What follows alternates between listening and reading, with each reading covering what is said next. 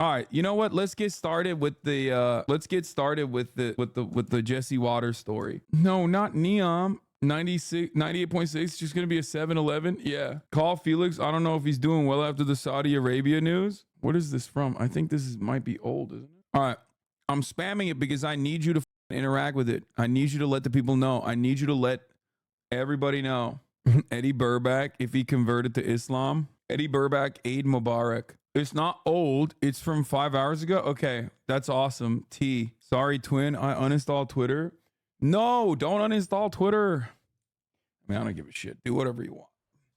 Do what makes you happy, kings, queens, and dempers. You know what I mean? Pay us first. I still use it. I just don't. I just greatly have limited my usage of it, and it makes me. Oh shit. Oh. Oh no. Doors open. My friend Mowad is here. He wanted to go hit the pool, and I told him he could, and then I forgot that I told him he could do that. So he's just like been fucking sitting outside. What's up? Yeah. Go ahead, do your thing. Here, take Kai out too. Go hang out with her outside. Play with her a little bit. That's the price of using my pool. Yeah, I know it's nice out.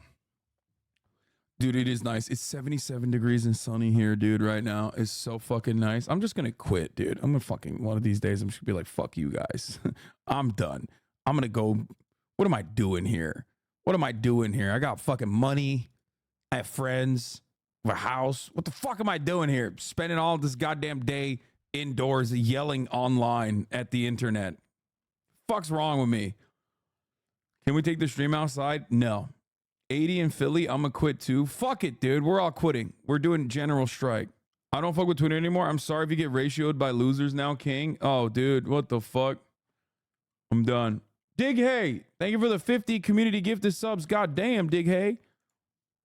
What's happening? 50 big ones back to back. This guy's out of control. All right, let's talk about Jesse Waters. Jesse Jebediah Waters. He went on Patrick Bet Davis' show to be value-tained. And let me tell you something, okay? I was value-tained. I wonder if he was value-tained as well. Turns out Jesse Waters is not able to do math and thought that $20 an hour at McDonald's was six figures as far as a salary goes. If you're making $20 an hour to work at a fast food restaurant, right? Is that six figures? Are you making? No, making 40 grand. 50. That's awesome. Yeah, dude. Six figs, baby. That's what happens when you have a fucking liberal arts graduate that went to like a 17-person university that was filled to the brim with like senator children. You know what I mean?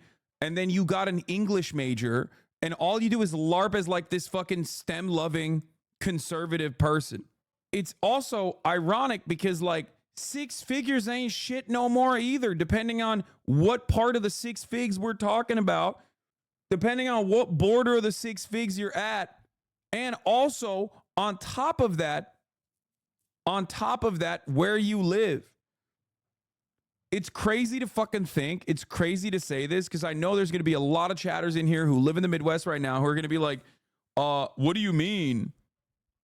What do you mean? It's like, that's a lot of money. It's like, no, dude, if you live in fucking San Francisco, if you live in Los Angeles, if you live in New York, if you live in Austin, Texas, if you live in so many of these other places, like 100 grand is going to let you skirt. You're going to be fine. You're going to be comfortable, but you ain't putting any cash away for a fucking home purchase or anything like that. Whereas like, I feel like you should be able to do that. You know what I mean? That's 100,000 whole dollars, man. It makes no fucking sense that you can make $100,000 and like everything around you is so goddamn expensive that you're still not saving money for a house. Like what the fuck is happening? It's so busted, dude. Cities are so goddamn busted and it's almost entirely related to rent prices. Okay. Almost entirely. This whole like, oh yeah, 1/3 of your salary goes to your rent shit. 1/3 of your salary? How about fucking half your salary? It's very, very, very, very frustrating. But hey, guess what, dude? that shit sucks. But you know what else sucks? There's a Twitch streamer out there who tells you that at the top of the hour, there's a 3-minute ad break. And honestly, that's way worse. Because if you no longer want to see those fucking ads, all you need to do is subscribe. And that's $5, man. That's another fucking purchase. But fear not, for free, you can get a Twitch Prime. Okay? By connecting your Amazon Prime account to your Twitch account, you can get 1 free Prime subscription a month. We have $250K combined in a city. Our mortgage is $2K a month. Student loans, $2K a month. Daycare, $1.6K a month. Everything is insane. At least you have a house that you have a mortgage on. So that's like, you're unironically better off than most people at that point. Place like California, we got California State, which has a lot of fucking low income places, right? Across the board, that's 40%. Or wait, is that Los Angeles? 40% of Los Angelinos or 40% of Californians, I believe, are they own their own homes. 45% home ownership in California. 45. We're talking Bakersfield and shit, okay? Like not just Los Angeles, okay? We are talking about the entire state of California and only 45%. That is so goddamn low, dude. That's crazy. I don't even know what Los Angeles County looks like. Let's look at home ownership rate in Los Angeles. 30. Wait, what? What is this? Wait, what? Oh, no. Owner-occupied housing as of 2018 is also 46%. It's the same. I thought it was 33. Foreign-born persons percentage is 33%. Why did that come up? That's weird, man. First thing that comes up, I said home ownership rate in Los Angeles, and they're like, hey, how about how many foreigners live here? The census was like, did you mean how many foreigners live here? Let me tell you how many foreigners live here, okay? No shade, but imagine having to live in like Riverside and still having to rent. Yikes, bro. What? That you can't say no shade and then just shit on people like that, bro. That sucks across the board. There are plenty of people who do that. My point is the majority. You know what I mean? You're just shitting on the majority of people. I rent in Riverside. Florida resident, 400K house, combined household income, 150K. We barely break even every month just because of daycare costs. We're one social program away from actually being able to build savings again. Yeah, I mean, the list of countries, the country is always like fucked up. It's never that good. But there is one fucking country, the countries suspiciously that thrive on like super high home ownership rates. Always Eastern fucking Soviet bloc countries, former Soviet countries. Don't know what that's about. Don't know what's going on there. Kind of weird, dude. Socialism bad. This goes against that narrative. I don't like that. You know what I mean? It's like either countries that are currently exhibiting socialist tendencies and leanings, or countries that were formerly socialist. Very fucked up, dude. And then you look at the United States of America, and it's like 45%. Kazakhstan on top, baby. Better street view than Macau now as well. Cinecell's Malding. Giga Kazakh smiling. Yeah, Kazakhstan is awesome. You really have to see the South Korean election night coverage graphics? Sure. The best part of South Korean election night are the graphics. I make $100,000 and live on the subway line. Wait, what? I make $100,000 and I live on the subway line in Toronto and I have no problems. My uncle gave me his house though. I like that you just talked about how you eliminated the single largest problem in the equation, which I was just talking about. He's like, yeah, dog, I don't get it. I don't get it. I inherited a house.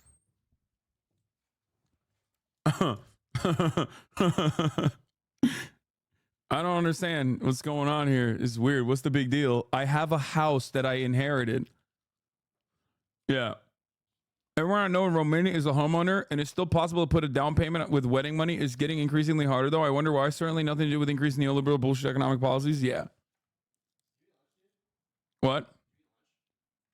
No, I will eat it later. Bro, it's just turned 12. What do you mean? Who eats lunch at 12? What are you, 75 years old? Bro, eating lunch at noon is like the most 75-year-old tendency you have. Like, it's literally 12 on the dot, and you're like, did you eat lunch yet? That's insane. Noon is lunchtime, bro. No shot, dude. I've always been a fucking late luncher. Always. You know what I'll tell you? I'll tell you what. Bro, the majority of Americans eat lunch at noon. No, not me. I've never been a fucking 12 luncher. I've always been a late luncher. I think it's like it's better to just not it's better to stay hungry for later in the day, in my opinion. Keeps me going. Sigma Gryset, baby. Not something to brag about. A pool day with some sandwiches makes a new lunch really great, though. Yeah. I also don't eat breakfast, though. That's the other thing. Lunch breaks for 9 to 5 jobs are around noon. No, I know. That was actually an out of touch moment for me, because I think when you're working a regular 9 to 5 and you fucking hate your life, which many do, I remember being very excited at the prospect of eating my feelings as quickly as I possibly could. I was like, when the fuck is it 12? Okay. That's like, you knock off at least an hour and a half off that. Okay. Now you have eaten away at an hour and a half from your exit time. So that's pretty good. You know what I mean? And then after there's a gestation period, you know what I mean? You went out, you had lunch, and then you're like a little bit chiller too. You got to maybe take a bathroom break at a certain point. Hour and a half is generous. Okay, well, I don't remember. It probably wasn't an hour and a half, but you make it work. You make it work. Score a nap in your car? No, you can't do that. Bro, I get 30 minutes?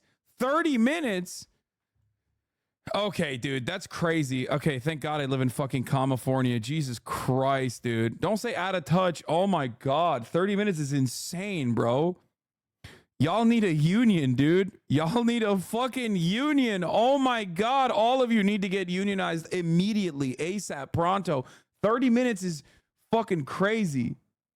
Illinois, the law is an hour of lunch. Yes, 30 minutes for 8 hours and 15 minutes twice that. People usually bundle into a full hour. Chris Rock was shitting on 30-minute lunches 20 years ago. Dude, this is why all of those like fucking gay French TikTokers make fun of us when they're like, or Italian TikTokers make fun of us when they're like, day in the life of an American worker. And it's like a guy eating lunch quickly at fucking at his desk. God, I could fix wagey lunches better by making it so that any calories consumed while sitting in your car do not count.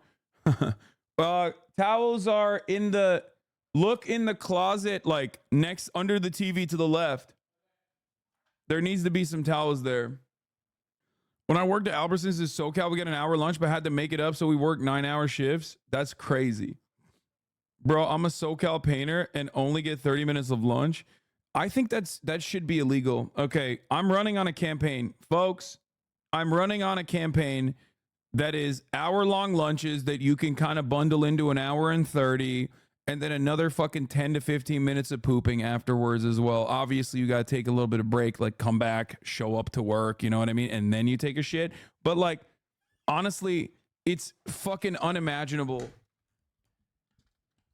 The fuck are you doing with towels under the TV? Brother, it is for the pool.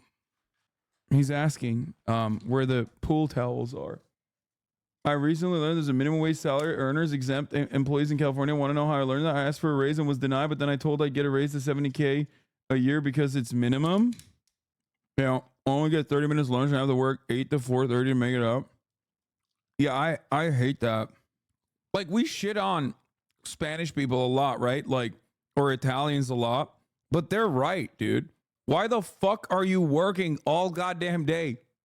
Did you get more than 30 minutes for lunch at TYT? Because I don't.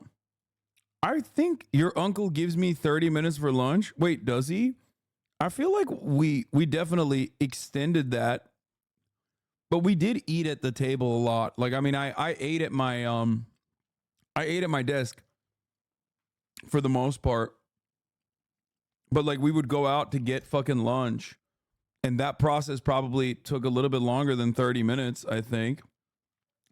Things might have changed. You are so far gone, man. Things might have changed, to be honest, because like it was pretty lax. I mean, when I worked there, you should steal all the time you can, though. Let's be real. To be fair, we have a show to make, so we're kind of restricted in that sense. Once I was working for a job during the summer, always felt bad taking the small 15 minutes break since the other person working with me had to cover my workload. People need to stop shitting on Hasanabi for this. He's a very hard worker. He doesn't take breaks to eat. He just does it right in front of the camera. Be more like Hassan. Yeah, that's true. I work way harder than you guys. As you know, I eat lunch on camera and then everybody yells at me for doing so. Most companies are lax. Just make the numbers add up correctly on payroll and a company doesn't give a fuck. Yeah. I don't think anybody's like timing you. This attorney does great short bids on California labor laws. Staffing shortages are not the fault of the employee. I work in healthcare where this is misunderstood constantly. I have to eat, bro. I need water. Yeah. Yes, they are. They are. They have clocking machines. No, I'm talking about TYT. If they started clocking motherfuckers, that's crazy. All managers do is time people. No, I'm talking to the one chatter that was at TYT, that works at TYT, unless they also changed that too. But they don't fucking clock you, or they didn't at the time that I worked there. Yeah, you guys got reverse one guide. That's a lie. My boss times everyone on breaks and writes them up. That's insane. Oh my God. Freak. Like, I feel like most production companies are pretty chill because as long as you get the show out, who cares? Yeah, I think that's the benefit for sure. I worked 20 times harder waiting tables than I did in construction, like to the point I had to learn how to slow down and work less on job sites. Yeah. I had an employer pay me $80K, but I worked like 30 hours overtime, but was exempt, so no extra money, and I had to give 1 month notice. Careful, shitty contract, folks. 1v1 me, you're getting clocked. Anyway, my point is, there needs to be a better process. And honestly, that better process starts with hour-long lunches that actually you can fucking extend into an hour and 30. Then you take another fucking 15 to 30 minute poop break afterwards. Not immediately after, but like later down the line. Okay? Bullshit. And you got to pay for it. Ridiculous. Fucking ridiculous, dude. Why do people accept these jobs? Find another one. Yeah, that's what I say. I say, why take these shitty jobs, huh? Find another one. It's called freedom and capitalism. Duh. We lose break time over required a clock to use the bathroom. Wait, you fucking what? Oh my God. Clocking to use the bathroom seems straight dystopian. Dude, it's been like years at this point. It's been at least 4 to 5 years since I've been in like a serious fucking work environment. And even the serious work environment that I was in was like still production facing. So it was definitely not as serious. But if you're fucking clocking to take a shit, that's insane. Hassan, you have been out of the workforce. Is that typical? I'm asking. I'm genuinely asking. I don't know. Working at a state school in New Jersey, I get 1 hour unpaid break between 2 15-minute unpaid breaks. Thank God for the CWA. Dude, clocking your bathroom breaks is psychotic, and I'm almost certain it's a violation of like a litany of privacy laws that exist for the average citizen. I mean, that's like the only place I know about it where they do that is time off task in Amazon distribution facilities. I didn't realize that, like, if you're fucking, if you're working at a goddamn white collar job in New York as like a marketing executive or something, they're like clocking your piss. That's insane. Unless you're working at a call center or an Amazon distribution facility, I feel like that's wild. Every single call center is time off task for your bathroom breaks. Call center monitors your queue status. You have to be in break auxiliary in order not to get calls. Ay, ay, ay. Oh, every day. Not sure why everyone's mad at you. You're explaining how labor in this country is fucked and we're literally agreeing with you. No one is mad. I don't think anyone is mad at me. I've already recognized that I'm saying that like my situation was shitty. And even then it's infinitely better. And it was infinitely more lax than like obviously plenty of other chatters and their personal experiences. I'm also recognizing that like it's been a while, even with the lax standards that I had. It's been a while since I've been in the fucking professional work place working for somebody else. So I don't know if things have gotten progressively worse over the course of the past like 4 or 5 years, especially for the average Joe. And I'm also simultaneously asking if this experience is like commonplace as far as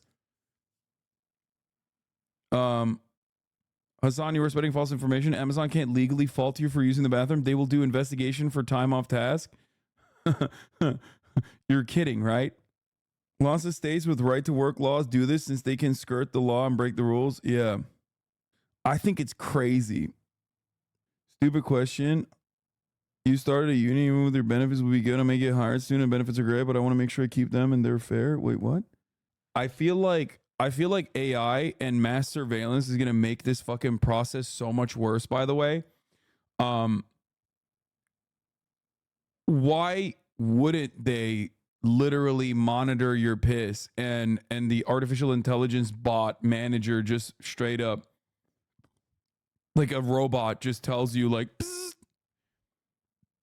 tells the enforcer / manager, the human being, that you are you are AFK, like the keystroke trackers that these fucking computers have now for work from homers.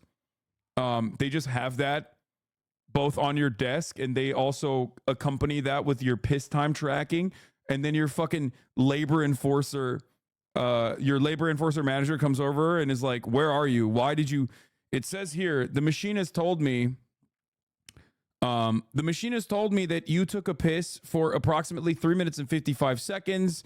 I tracked. The machine has also told me that your actual travel time to the bathroom from your desk is approximately 1 minute. So was this a number 1 or a number 2? Because I'm going to be putting this in the fucking spreadsheet.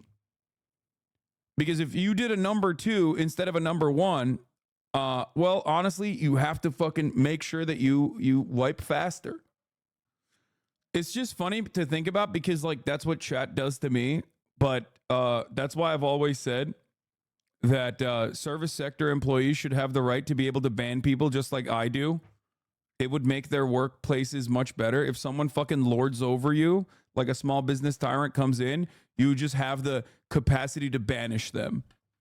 Think about that. You immediately would see, like, I would say like a 45% improvement on your workplace conditions if in the service sector, you could just like banish them with one click. You know what I mean?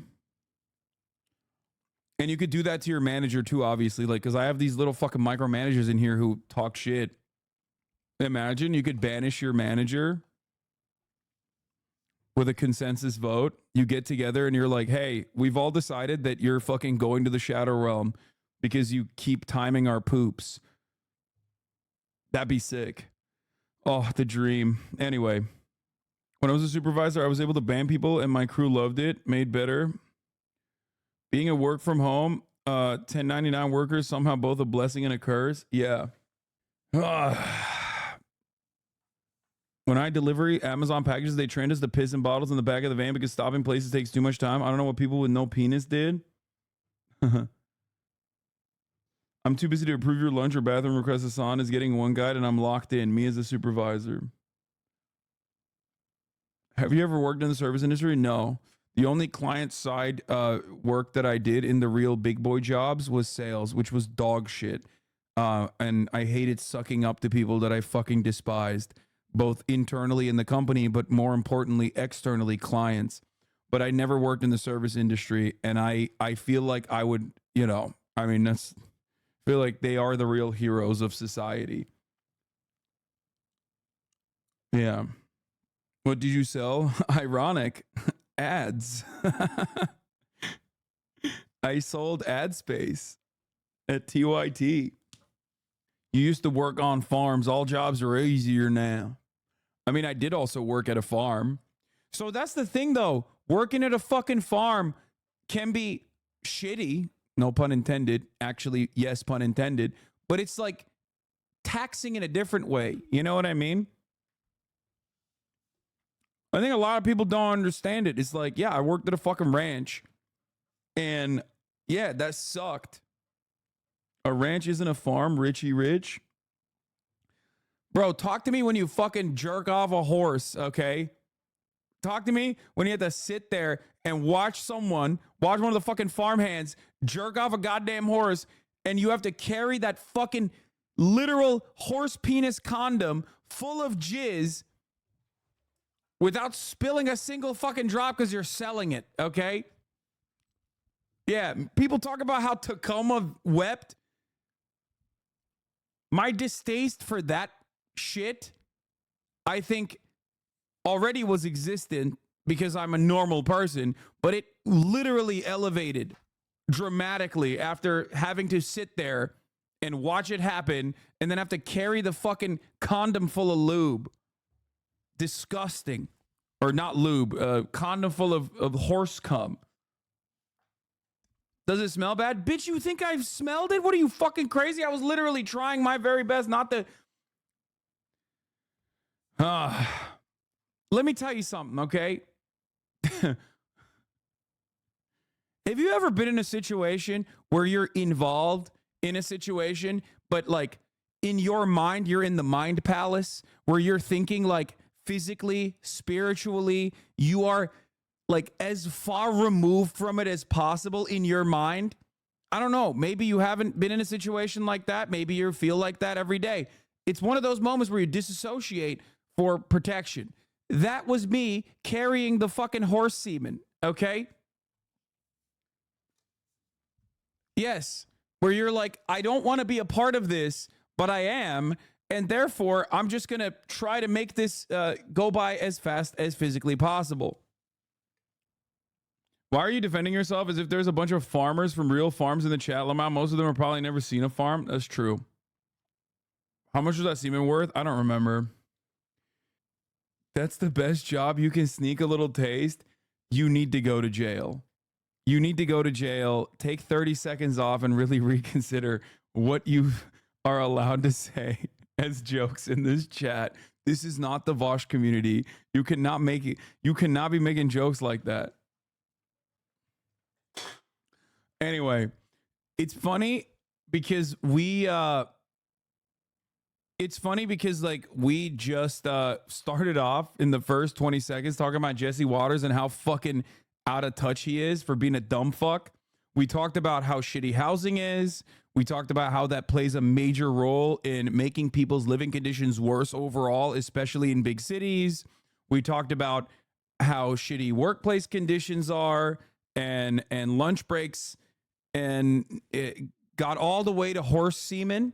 And now we haven't even finished this 38-second clip. Let's watch it. If you're from the making start. $20 an hour to work at a fast food restaurant, right? Is that six figures? Are you making? No, you're making 40 grand. 40 grand. 50 is just two exit and add a few zeros. Okay, so 40K a year. Okay, full time. 40K a year. Yeah. So, and then if your husband or wife is also there, you're making $100,000 as a family. Sure. Both working at McDonald's. 80 grand. That is okay. That's crazy. That is crazy, because that job really doesn't require much. So That's insane. What does your job require, you fucking asshole? You don't do anything. You just sit there, sexually harass the fucking staffers, and just read whatever your fucking producers wrote on a teleprompter, you fucking donkey. Dude, see, this is the problem, okay? I'm out of touch. I am out of touch. I'm privileged. I'm very privileged. I'm very fortunate. But I know my fucking place, dude. I know. I would never fucking be like, oh yeah, dude, it's so much easier to just work at a McDonald's. Like, what are you doing, actually? What are you doing? You ain't doing shit. This stuff pisses me off so much. And honestly, what pisses me off further is that right-wingers get away with this out-of-touch bullshit every fucking day. Okay? Like, everybody's like, fake commie, fake socialist. There is not even remotely the same level of criticism on a guy like Jesse Waters, who spends most of his days doing commentary that is exactly this out of touch. This dude unironically says what everyone else says you say, lol. I know. That shit is so fucking annoying. Fuck this guy, bro. Fuck this guy. So it's inflating the entire, labor sector And the Happy Meal. and the Happy Meal, Unhappy, very unhappy. which I'm very unhappy about. But if you're making $20 an hour to work at a fast food restaurant, right? Is that six figures? Are you making? No. This guy, oh my God. One must. How much does Jesse Waters make? I'm going to look this up right now. Let's take a look. Let's figure it out. Jesse Waters' salary. Jesse Waters' salary. $5 million a year. God damn, son. Jesse Waters thinks McDonald's workers don't do shit for the $40K they make. One must ask what Jesse Waters does for the $5 million. This article mentions his contract is 20 million. It's not even 5 million. It's 20 million. No. He reportedly secured a 20 million annual salary. No, Carlson's exit. His show regular top rated. No, this is Tucker Carlson. Yeah, no, that's Tucker Carlson's 20 million salary. Jesse Waters, I think, makes much less. Jesse Waters thinks McDonald's workers don't do shit for the $40K they make. One must ask what Jesse Waters does for the $5 million he makes a year. At $5 million, this asshole makes $95K per week. Yeah. Jesus Christ, dude. $5 million a year is $25,000 an hour, more than I make in 6 months. Dude, you want to know what's even worse than that? You're putting the average amount of hours put in. Okay? Jesse Waters doesn't work a regular 9 to 5, chat. He works like 2 hours a day from Monday to Thursday. So no, it's not even 25 grand an hour. It's so much fucking, it is so much higher than that. Or sorry, it's not even 21, it's not even $22,500 an hour. It is more than that. Half of which is sitting in a chair getting makeup done. Yeah, it's fucking crazy. Anyone who takes care of my grandchildren and my food, I want them to be taken care of properly. Yeah, I just think it's... Yeah, we will do Patrick Bet David. We will watch this Patrick Bet David video for sure. Meanwhile, Jesse Waters makes I'm going to say mil a year for doing marginally less sexual harassment than the previous hosts that occupied his time slot. That's what I'm going to say instead.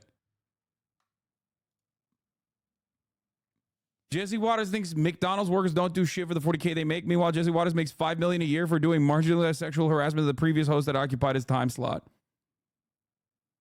Misspelled harassment.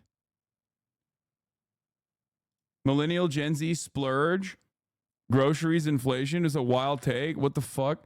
Dude, wait, what did I misspell? Oh, I put 2 R's on the harassment. Most big-wig news personalities work for maybe 2 hours outside of being on air. Yeah, that's the funniest part. Like, the people who shit on service workers not being worth $20 an hour are the same people who have zero life skills and will probably be the first to go in an apocalyptic society. Yeah, I think it's fucking ridiculous. Listen, as out of touch as I am, okay?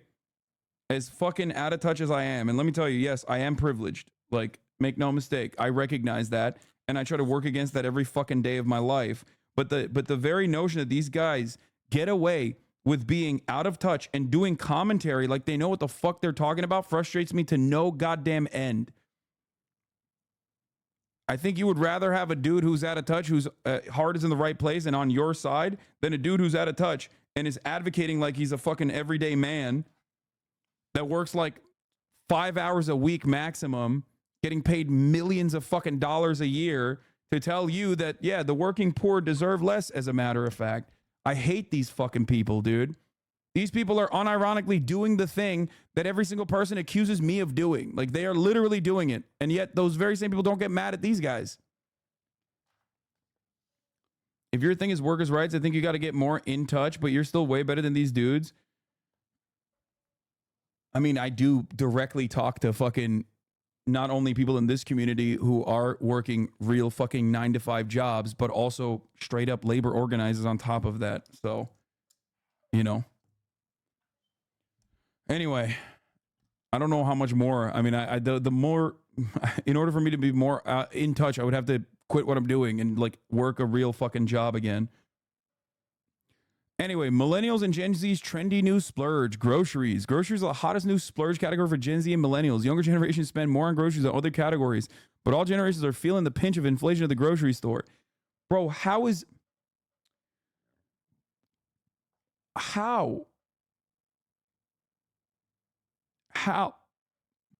You work in a part-time job as a side gig would actually be good, such good content. I agree, but I know that people would fucking yell at me so much for it. They'd be like, "Oh, he's faking.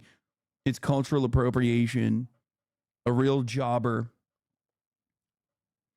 Hasanabi is so out of touch with labor. I don't work 9 to 5. I work 7:30 to 3:30. That's funny. I used to do that as well.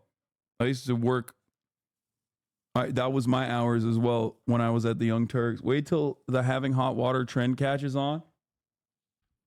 Yeah, I love the McKinsey report. Splurging once meant spending money on buzzy restaurants, expensive vacations, and designer clothing. These days, what is considered splurge-worthy falls in a more humble category. I wonder why. What does this say about the living conditions of the average person in the United States of America that is under the age of 45? Yeah, groceries are shaping up to be a top spending priority for younger generations. A February report from McKinsey & Company found the firm asked over 4,000 people from baby boomers to Gen Zers about the categories they intend to splurge on this year. Groceries ranked the highest for millennials and Gen Zers, outpacing restaurants, bars, travel, beauty, and personal care. Oh my God, dude. This is crazy, bro. This is an alarm, okay? This is like ding, ding, ding, ding, ding. Situation is untenable. Hello? It's really fucked up. Hey, man, I'm splurging on my rent this year, dog. Why? Not because I'm moving up. Not because I've moved into a new apartment. No, it's the same apartment. It's just the price of rent went up. So I'm fucking splurging, big dog. You know what I'm saying? Hey, guys, don't forget to splurge on running water this year, okay? Don't forget to splurge on running hot water. Guys, I love splurging on shelter. What am I splurging on? Oh, nothing. Just toast and eggs and chicken. Big spender over here. Whoa, big money bags. You guys are a bad presidency to be a third world country. Wait, what? This is a trend, okay? This is not the fault of one individual president. This is the fault of every president, okay? This is not the fault of one party, but both parties. This is just the fault of the structures that we exist under. When are we? Millennials are also becoming parents, which means they spend more on themselves, their partners, and their children. It's a notable shift from 2018 where older generations like baby boomers and Gen Xers still spent more on groceries than millennials. Gen Z, meanwhile, said they often choose high-quality snacks and beverages. Oh, my God. Oh, my God. Oh, my God. We should arrest everyone that works at McKinsey. We should arrest everyone just in general. We should put them in the fucking jails. We should take the people out of the jails, and we should put these guys in jail for writing such things. This is the avocado toast for the fucking Gen Zers, bro. Which also ironically features millennials as well in the process, because millennials are just as cooked as the Gen Zers are as far as their dire economic circumstances. Oh my God, to the Lulag, all of you. I am old. I am a millennial. I'm 32 years old. I'm about to be 33. And let me tell you, back when I was your age and considered young in the primary demographic, closer to 18 than 35, the articles, such as this one, were millennials are eating too much avocado toast, and that is the reason why they can't buy homes. That's what they used to say, okay? This is old lore for you fucking Zoomers in here, if there are even any Zoomers in here. I'm assuming many of the Zoomers left or became old, so now they're no longer, now they're also feeling the fucking heat. Yeah. Well, I guess... this is an update in 2020. Now that millennials aren't buying avocado toast and lattes, can they afford a home? The answer is no. One 23-year-old Gen Zer told Business Insider that by text, he spends about $130 on groceries for a week and a half. Fancy sodas and drinks and random snacks at Trader Joe's account for the bulk of the bill. He also said he spends about $35 on protein bars. The success of the canned water brand Liquid Death is an example of young people's willingness to spend on flashy food and beverages. The brand shot up in valuation by $1.4 billion thanks to a recent round of funding, Forbes reported. Yeah, dude, they're buying Liquid Death. That's why. It's breaking the bank. Please, somebody please help me. I'm spending too much. Somebody help me budget. I'm spending too much on liquid death. I'm splurging on water. Flashy water. Oh, fuck. The healthy food and beverages, liquid death, the previous brand success comes from appeal to younger generations. The healthy food and beverage space has historically been a stable category filled with boring brands. This creates a lightning in a bottle moment for disruptive brands that know how to tap into culture and talk to Gen Z and digital natives. All generations are feeling a pinch of inflation at grocery stores and foods, and for goods and services in general.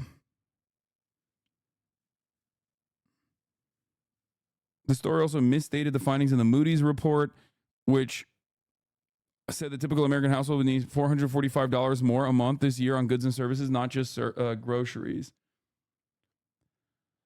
Oh. Gen Zers are an employer's worst nightmare. Yeah. Sophia, the daughter of Crispin James Allen Newell Money Coots. Okay, if you have names like this, if you have a name like this, it's over, okay? If your daddy has this many fucking names, you are probably coming from a long line of aristocracy, okay?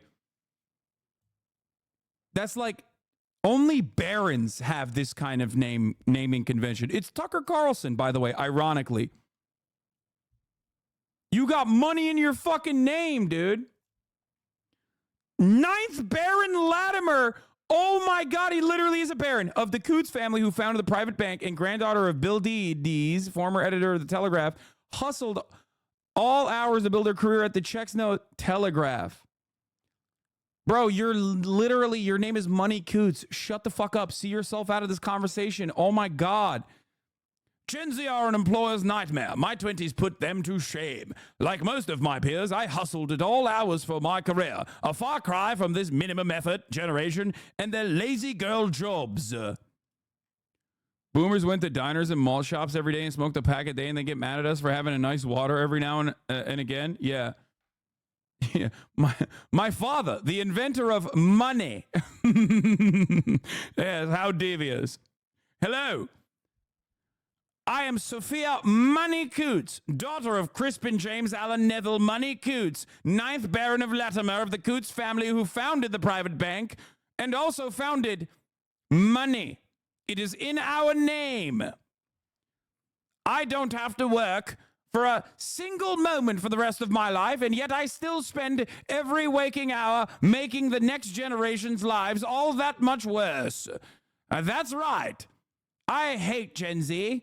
They were not born into a family such as mine, with a last name like Money Coots. Have you heard of the phrase anti-hustle? Oh my God. I hate these people so much. No, I don't want to fucking try the Telegraph for free, okay? I don't. I never want to try the Telegraph for free. Oh my God. There's old money, and then there's money so old it's mentioned in Bram Stoker's Dracula. She is of the latter. Oh my God. Bro, money wasn't called that before this family. That's how old they are. I was just joking. Her family was there when they invented vampires, bro. Like when vampires were being invented in fiction, her family was there being mentioned. Okay, maybe they did literally invent money. Please post. This is a YouTuber TikTok short us for having a nice water every now and again. Yeah. Yeah. My father, the inventor of money. Yes, how devious. Hello. I am Sophia Money Coots, daughter of Crispin James Allen Neville Money Coots, 9th Baron of Latimer of the Coots family who founded the private bank and also founded money. And they get mad.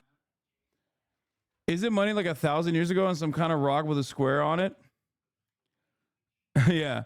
Have you considered that maybe it's just coincidence that she got there on merit? Yes, dude. The merit being that she's really good at writing articles about how hard it is to be literally the stupidest, like How hard it is to be so fucking unimaginably rich. So rich that it is diabolical. So rich that even like the greatest capitalist cuck will recognize that it is diabolical overall. Like, this is the kind of wealth that, like, even those who are like, oh, I'm gonna get my money up, I'm a fucking entrepreneur, hustle culture, baby. Even those guys are like, nah, that shit is actually crazy. This is like pedophilia, Illuminati shit. So rich, the thing that makes you rich is named after you. I don't want to look how much their family is worth. It is the 8th oldest bank in the world. Her family invented the bank. That's insane. Her family founded the 8th oldest bank in the world. They literally did invent money. That's crazy. Bro, do people think that like this is a valid article to write? Do people not realize that like you can Google this shit? I was just joking. It turns out it's real. It turns out it's, no, my God. Oh my God. It's a joke. It feels like a joke. It feels too fucking stupid to be real. Yes, you simply came from money. What you fail to understand is that I am money. My last name. Holy shit. I genuinely don't want to know how much their family's worth, but I'm going to do it anyway, and it's going to make me fucking have an aneurysm. I want to see. I do now. Now I want to see. Coots family net worth. Wait, what is it? Coots with 2 T's. Coots. Ha ha. Ha. Ha. That Wikipedia page had it, actually, turns out. Where is it? Where is it? Mis-selling of the AIG fund? They got fined $6.3 million. Top right.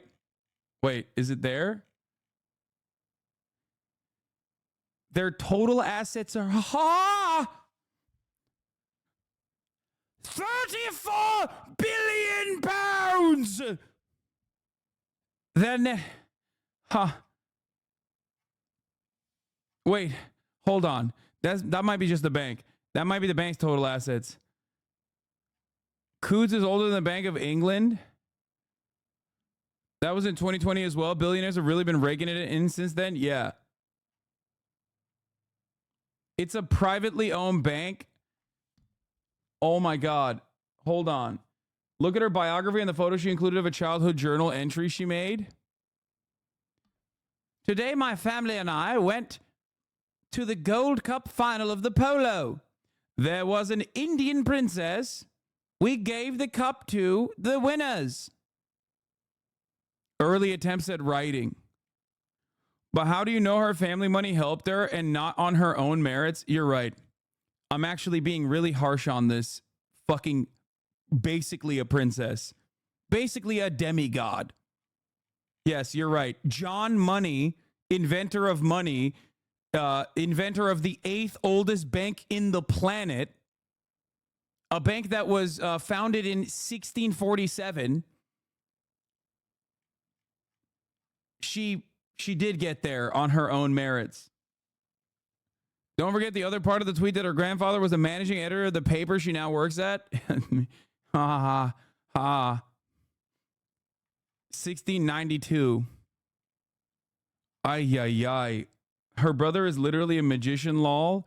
That's sick, though. That's actually cool. Like, yeah, do something fun with your life instead of, like, bring joy to the world, okay? Shock people with magic. Instead of, if you are the fucking fail son of a omega billionaire guy who invented money, this is exactly what you're supposed to do. Like Arrested Development, okay? Like, that's what you're supposed to do.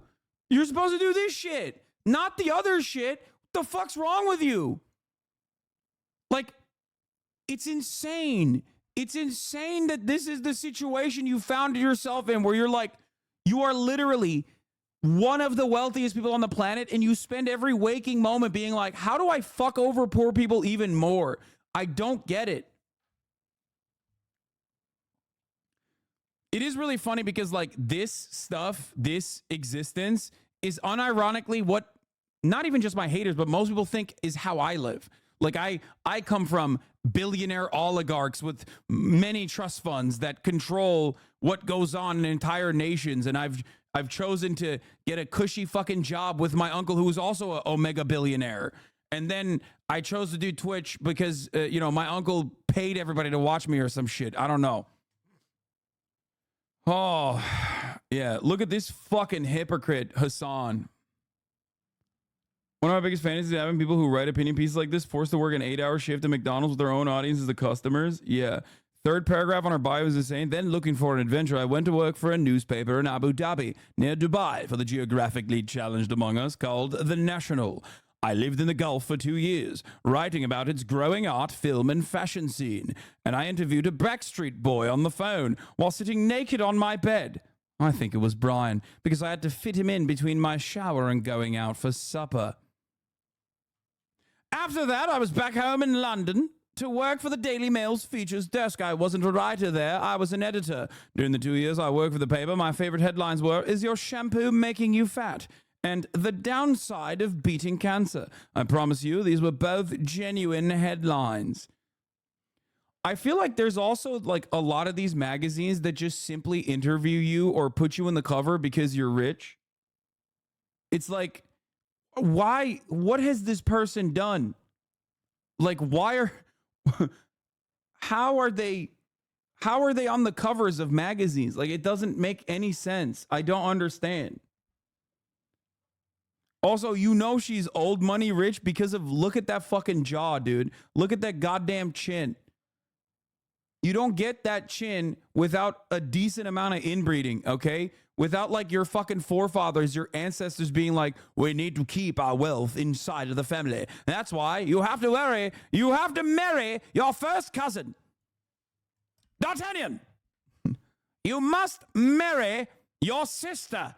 We have to keep the wealth inside of the family. That's what happens.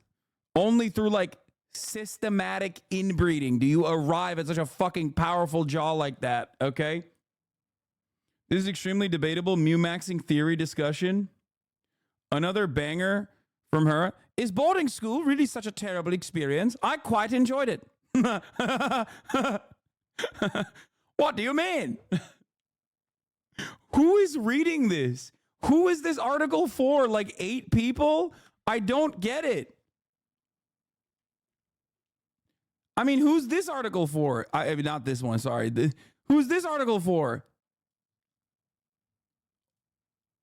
Dumb fucks, that's who. Okay, I'm done. I'm done with this fucking brief venture into money coots, money bags. I can't do this no more. I can't believe we got here from watching Jesse Waters talk about, you know, how easy. You know who has it easy? McDonald's workers. How can you say those words? How can you have those words come out of your mouth in broad daylight, in public, in a room full of other people, and even the other used car salesmen are like looking at you like you're fucking crazy? How can you say these words, dude? The words that no one should ever say. You know who has it easy? McDonald's workers is just the nuttiest fucking thing.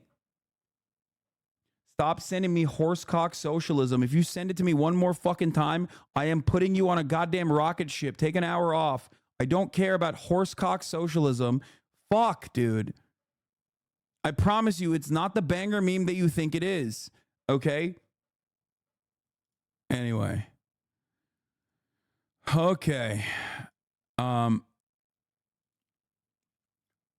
Biden and the Japanese Prime Minister held a joint press conference. A big part of the conversation revolved around the ownership of U.S. Steel exchanging hands, possibly going to a Japanese company. This has become a major flashpoint in the conversation in the United States of America, where Japan is obviously a very important ally. U.S. Steel would be owned by Nippon Steel. Nippon desu. Now, as a weeb, I am conflicted. As a supporter of American labor, as a supporter of American workers, on the one hand, I want what's best for those who work in American manufacturing. But on the other side, I am a disgusting, sweaty little fucking wormy weeb. So I'm thinking to myself, you know, Nippon Steel folded 1,000 times. It is the greatest katana of all time. Okay? Let's take a look. Let's just like dive into it a little bit. In the Middle East, including our shared support for a ceasefire and a hostage deal, and urgent efforts to our shared support. Yeah, dude, you definitely support a ceasefire and a hostage deal for sure. Deal with the humanitarian crisis that exists in Gaza. We also want to address the Iranian threat to launch a significant. They're threatening to launch a significant attack on Israel. As I told Prime Minister Netanyahu, our commitment to Israel's security against these threats from Iran and its proxies is ironclad. Let me say it again, ironclad. We're going to do all we can to protect Israel's security. And finally, I want to commend the fucking loves Israel, dude. Get you a man who loves you like Joe Brandon loves Israel, okay? You can't. Get you a content creator who loves the top of the hour as much as I do and loves to get you to avoid the top of the hour ad break by telling you can subscribe for $5 for free with a Twitch Prime by connecting your Amazon Prime account to your Twitch account. Here's a 3-minute ad break now. We're moving on to the real news proportion of the broadcast. Minister himself. I'm gonna pee. He's a statesman. The fact is that you condemned Putin's brutal invasion of Ukraine when it happened. You pledged more than $12 billion in aid, prioritizing nuclear nonproliferation at the United Nations Security Council, standing strong with the United States as we stand up for freedom of navigation, including in the South China Sea, and as we maintain peace and stability across the Taiwan Straits, and taking the brave step of mending ties with the Republic of Korea, so we can all stand shoulder to shoulder together. Tomorrow, we will both be joined by another good friend, President Marcos of the Philippines, for a trilateral summit, the first of its kind. And through it all, our commitment to the defense of Japan under Article 5, including the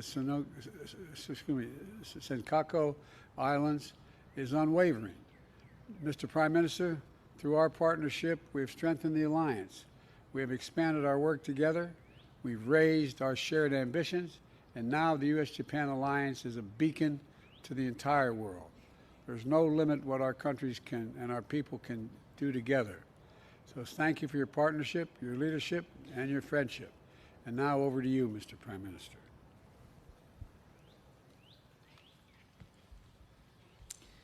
はい、ジョー、ありがとうございます。ジョーと、ジル夫人のご招待に改めて、感謝を申し上げます。Thank you, Joe.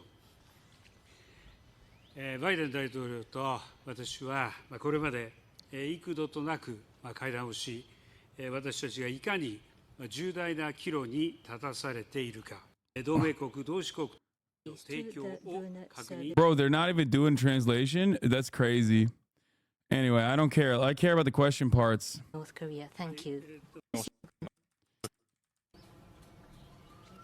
will be the last reporter.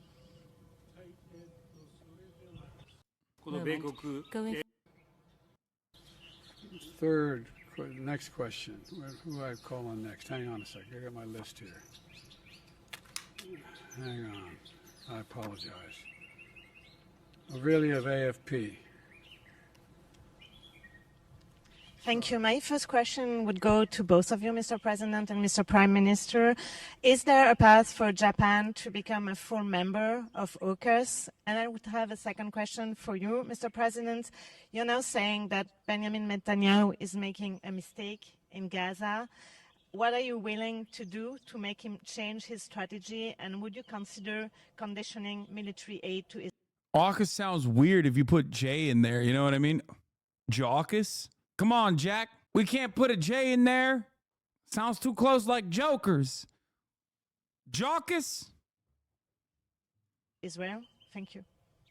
はい、私への質問はオーカスに Your 関して question で about ありますが、 AUKUS, I 我 will が国は respond. この地域の Our 平和と country 安定に資する We want to contribute to the peace and stability of the region, and therefore we have consistently supported ただ AUKUS. このオーカス Having の said 参加国 that, the 米 participants 国、英 of 国、 AUKUS, 豪州、 US, こういった UK, 国とは Australia, バイヤー、 with マルチの such 会 countries 談 by でこれまで bilateral もさまざまな relationship 関 or 係を multilateral 構 occasions, 築して we き have ておりますが、 established 直接我が various 国として relationships. オーカ But スとの for 協力関係 Japan につい to て have a 何 direct か決まった cooperation も with のは Boring. I don't care about We are Jawkus. the whole team to getting their loved one. But Oh, here, let's hear what he had to say about Israel. Prime Minister Net- 間に it. With regard to my discussions with Bibi Netanyahu, Prime Minister Netanyahu, as well as our relationship with Israel, I have been very blunt and straightforward with the Prime Minister, as well as his war cabinet, as well as the cabinet. And the fact of the matter is that Bibi and I had a long discussion. He agreed to do several things that related to, number one, getting more aid, both food and medicine into Gaza, and reducing significantly the attempts, the civilian casualties in any action taken in the region. And thus far, and it's tied to the hostages. There are a number of hostages that are being held by the Hamas. And just yesterday, we're meeting with the Vice President, our National Security Advisor, before that, and they're American hostages as well. And they know how committed we are, the whole team, to getting their loved ones home. We're not going to stop until we do. The new proposal on the table, Bill Burns led the effort for us. We're grateful for his work. There's a now up to Hamas. They need to move on the proposal that's been made. And as I said, we'll get these hostages home where they belong, but also bring back a 6-week ceasefire that we need now. And the fact is that we're getting in somewhere in the last 3 days over 100 trucks. It's not enough, but it needs to be more, and there's one more opening that has to take place in the north. So we'll see what he does in terms of meeting the commitments he made to me. This will be the last reporter.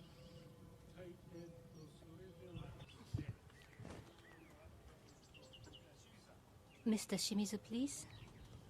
NHK の清水と申しま Thank す。 you. Shimizu of NHK. 伺います。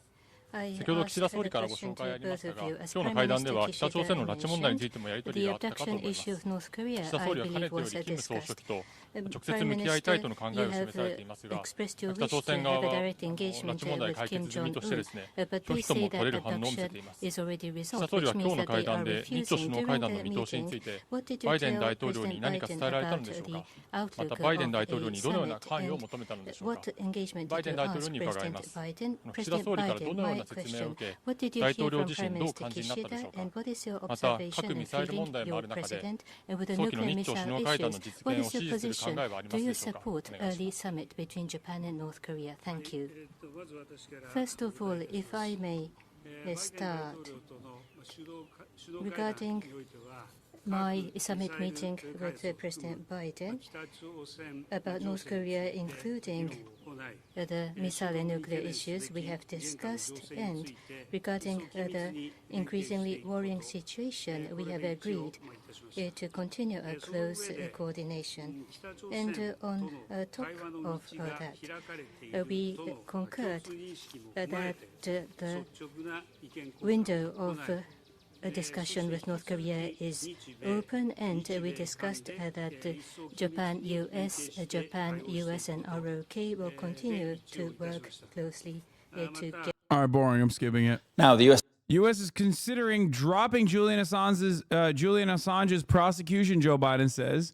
Oh boy, big news. It's probably just a bait. You know what I mean? They're probably like, yeah, we're not going to do it. And then, oopsie, I guess he committed suicide because he was sad. 2 shots to the back of the dome.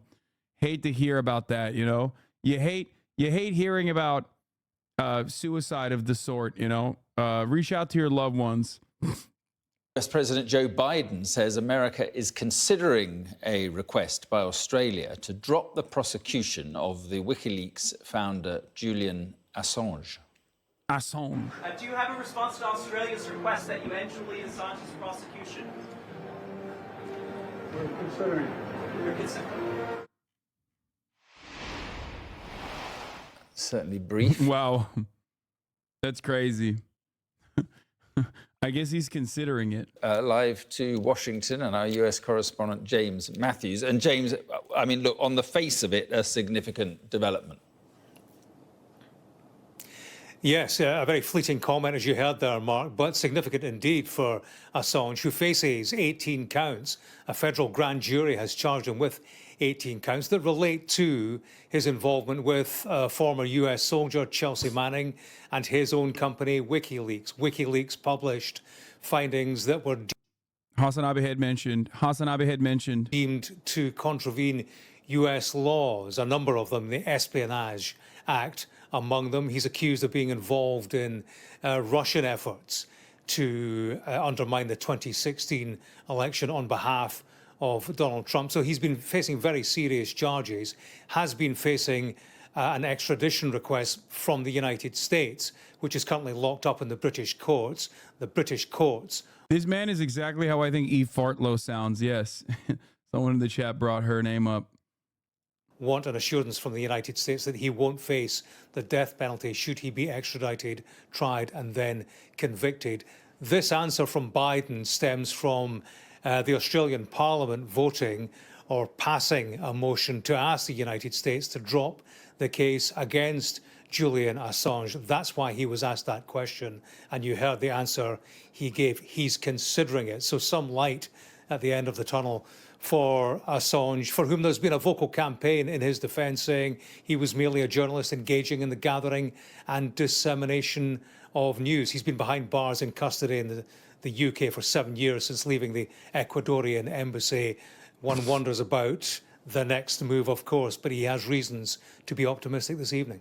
President Biden is sharpening his criticism of Israel's Prime Minister Benjamin Netanyahu, saying the handling. Bro's been sharpening that criticism like for the past 6 months now. Any day now, he's gonna keep he's sharpening it, dude. He keeps sharpening it even hard.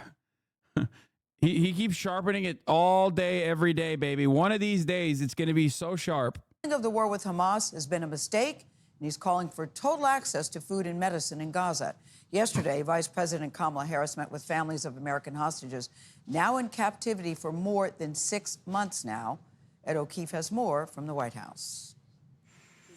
President Biden has stepped up his public criticism of Israeli Prime Minister Benjamin Netanyahu. He's really stepped it up, guys. Folks, I don't know what to tell you. I mean, there has never been criticism so sharp, okay? You never hear criticism this sharp ever from Brandon. I mean, this is, ooh, he's going to say it. He's going to call him a doo-doo head one of these days now, any day now. His handling of Israel's war against Hamas. I think what he's doing is a mistake. Speaking on Univision, the president was especially critical of last week's deadly attack on World Central Kitchen aid workers. Come as Vice President Harris met with families of Americans held hostage on Tuesday. We need results. We need our people home. Jonathan Deckelhen, whose son is being held by Hamas, is concerned whether Netanyahu is serious about getting back hostages or just defeating Hamas. Whatever Israel does should not cause sacrifice a second time around of the hostages. The U.S. is continuing to work with Qatar and Israel on a ceasefire deal and the release of those being held. The ball is in Hamas's court. The world is watching to see what it does. Amid negotiations, Netanyahu said on Monday a date has been set for a ground offensive in Rafah, where over 1 million Palestinian civilians were told by Israel to seek refuge. But U.S. officials say they haven't been given a date and continue to voice opposition. This is not the best way forward. There are better ways to go after Hamas and Rafah. And as the humanitarian crisis... Are there? Really? Because it seems to me like Israel's just been making a Hamas creation machine. You know what I mean? Is this not illegal? Yes, dude. Everything Israel does is fucking illegal. It is literally built on stolen land. What are we talking about? And it's not like stolen land from, a couple hundred years ago. It's like stolen land from a lifetime ago where the president, the current U.S. president, was alive when Israel didn't exist. As this unfolds, Defense Secretary Lloyd Austin issued a direct warning, saying if Israel doesn't allow for more aid and separate Palestinian civilians from Hamas, it'll create more terrorists in the future. It will accelerate violence. Meanwhile, today the president's focused on another big foreign policy concern as he welcomes Japan's prime minister for a state visit. The two leaders are looking to strengthen the U.S.-Japan defense alliance to counter China's ongoing influence in that region. Nate? Univision had Joe Brandon. Campaign stops. Yeah, they did this because Biden is getting cooked on the Latino vote right now. So they're like, he's simultaneously being like, hey, Mexicans are rapists, Jack. Let me tell you, we got to build that wall. And also, but also vote for me, please. Por favor. Vote for me, por favor. And spend time with the president in the White House. Joe Brandon, para. Fucking up the bag. Latino men like African-American men are naturally conservative. My man said naturally conservative. Like they're fucking beasts of a different variety. They become increasingly more politically motivated. These demographics typically didn't vote over the last 20 to 30 years. Yeah. The fickle mind, the fickle beast, the mind of an African-American man and a Latino man. Yeah, that's how it works. The fuck are you saying, dude? That's not how this works at all. And it also doesn't even make sense from the perspective of like voting patterns. Okay? Like you're treating this like it's a fucking trait, like people are genetically conservative. In Axios, almost every case, Trump performs better than the Republican brand and Biden performs worse than the Democratic brand. Ipsos pollster and senior vice president Chris Jackson said, yeah. Dude, this is an insane fucking increase, honestly. I was a leftist, but then I remembered I'm black, so I'm voting Trump now, brother. Yeah, as a black man, I'm voting for Donald Trump because I'm a natural conservative. Anyway, so the thing is, that doesn't make sense when you look at Latino and black men and their voting patterns before. Compared to Latino women and black women, yes, black men or Latino men have a tendency to vote more, have a tendency to vote marginally more for the Republican Party. Still not the majority, of course. Nowhere near close to the majority. The only difference now is that in these last couple of election cycles,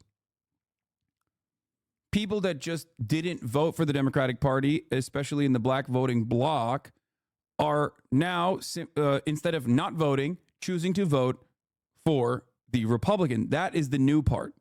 That is the new meta.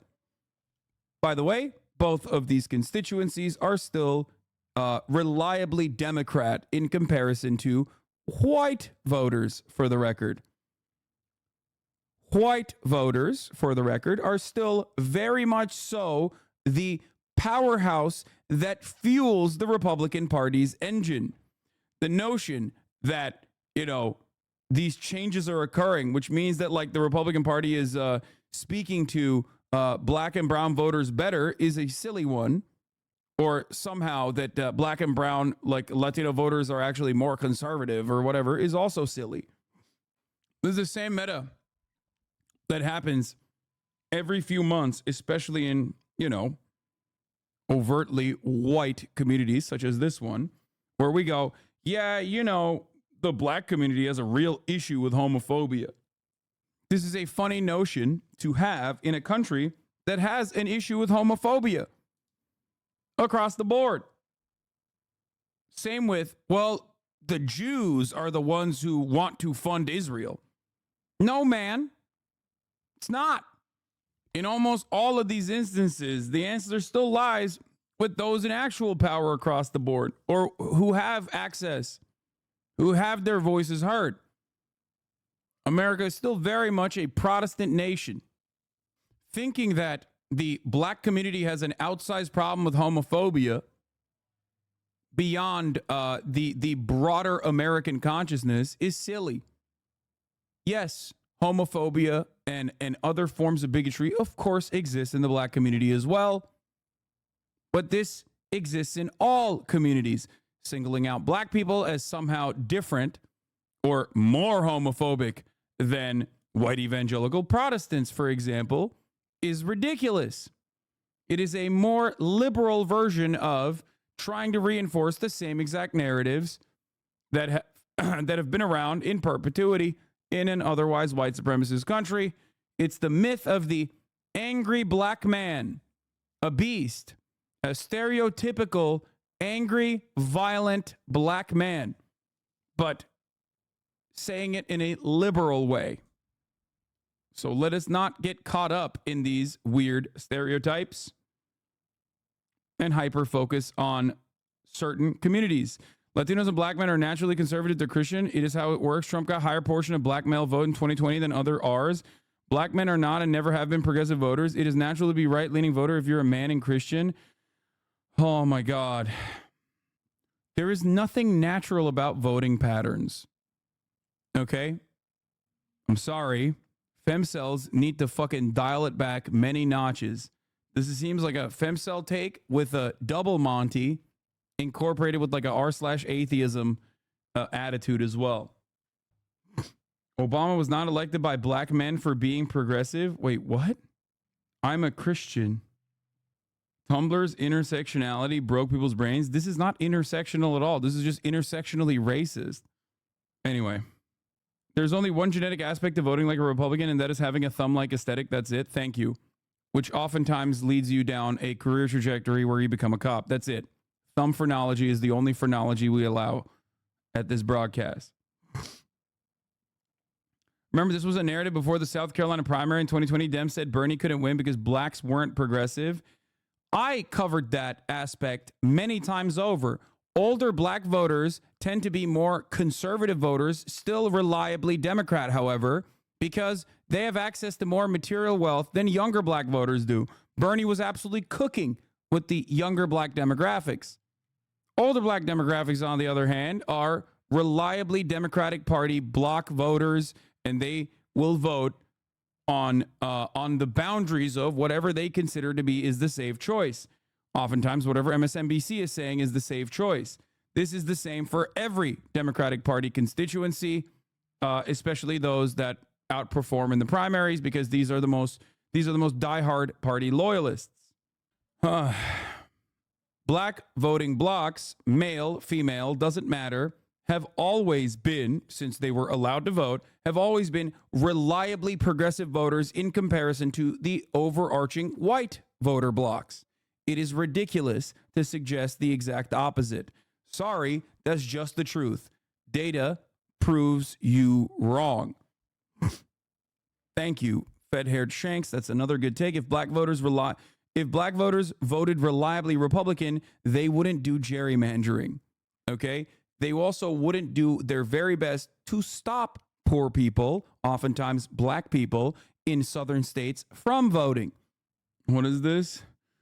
Let's make something very clear. This parading of unintelligent tap dancing black males, yes, I'm using males derogatory by news outlets like CNN and MSNBC, is a fruitless endeavor. Black men are the second most reliable voting bloc behind black women, and that ain't changing. While this is true, I think the shift spells something important.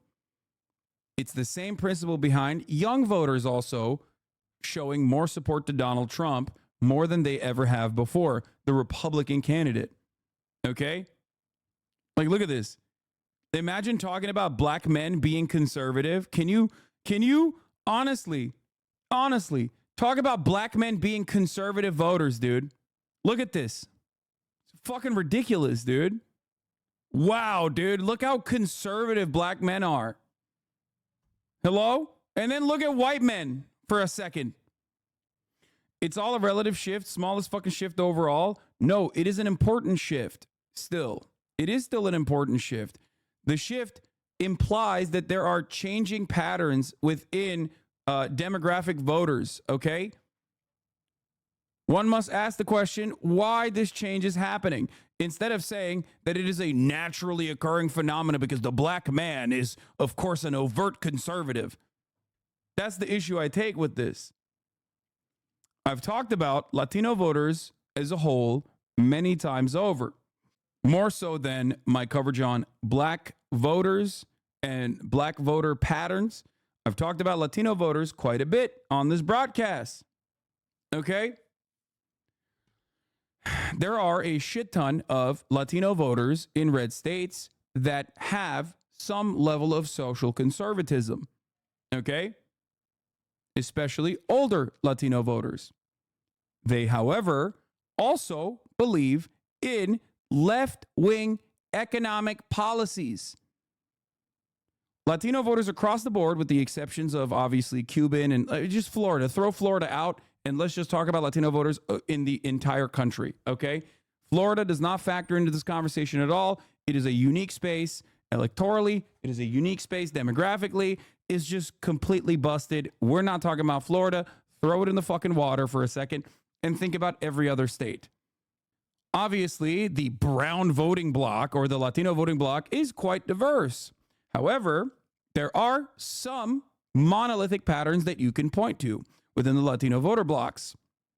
From the youngest Latino voters all the way to the oldest Latino voters, consistently, even when you ask this question in the most right-wing framing possible, Latino voters always say they want more government initiatives. They want bigger government initiatives, which is the most right-wing framing that you can possibly come up with as far as social safety nets. Latino voters can, especially older ones, can, one, perceive themselves as white, and two, have social conservative values. However, they care about social safety nets.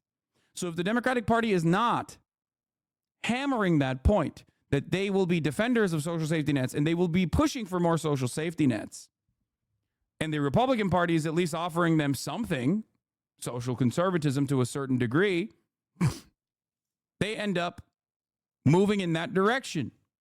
Okay? The Democratic Party is not doing a good job captivating different voting blocs that want things from the Democratic Party because it has for far too long relied on the narrative that they are less racist than the Republicans. They don't do overt racism. From Pew, support for a larger government, thank you. Support for a larger government is greatest among immigrant Latinos. More than 8 in 10, 81% say they would rather have a bigger government with more services than a smaller government with fewer services. The share that wants a bigger government falls to 72% among second-generation Hispanics and 58% among third-generation Hispanics. My Mexican-ass dad literally said he's considering voting Trump because of homophobia law, but you also pegged my cousin perfectly. Second-gen Latino voter ready to vote for Trump even though his mom is an immigrant. We Latinos are raised to never trust the government? Yeah, dude, you're right. What do you mean about black America? Fuck yeah. Welfare America? Fuck yeah. You don't know Latinos? We Latinos are raised to never trust the government. Yeah, except empirical evidence proves that you are wrong. I don't know what the fuck you want me to say. Hassan is kind of talking out of his ass. Texas, Latinos are conservative. Look up Texas, Dallas, San Antonio. Hassan is kind of talking out of his ass on this, not gonna lie. You have this attitude because you didn't hear what I said.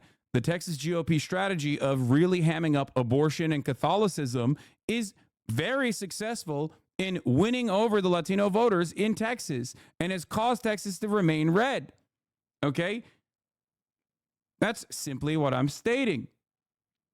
Two factors that are very important in this is that 60% plus of Latinos in this country view themselves as white. That's number one. So they vote in a white way. But beyond that, they also do this because the reality is the Democratic Party is not offering anything to them. It's that simple. It's the age-old story. It's the classic 2016 story.